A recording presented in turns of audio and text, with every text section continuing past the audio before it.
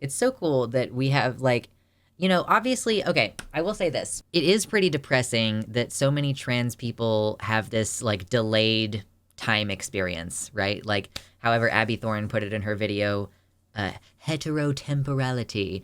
Like, the idea that you date when you're younger, like when you're in high school, and then you start your career and you get married and you have a kid and you buy a house and like it goes in this certain order, right? So many other adults have gone through these phases that there you have an expectation of like when you're going to do it.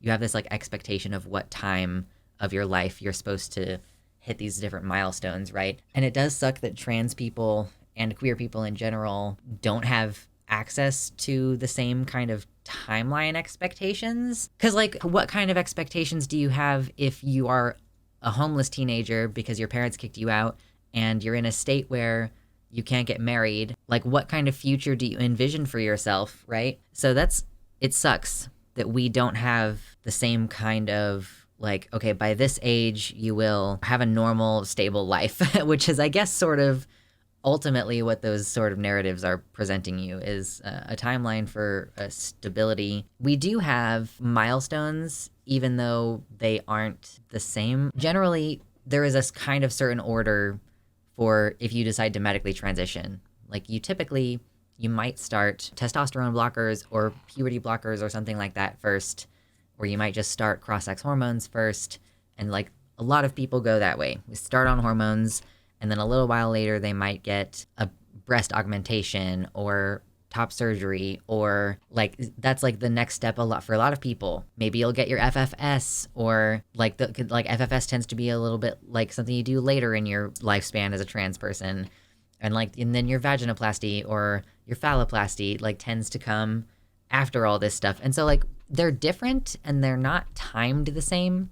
But we do still kind of have shared milestones that we can acknowledge within the community. And that feels pretty nice sometimes, I think, to be like, hey, another one of my friends is getting vaginoplasty. It's like feeling like, oh, another one of my friends is getting married. Isn't that so great? Like it feels like it emotionally resonates in a very similar way to me. This person who shares this experience has hit this milestone.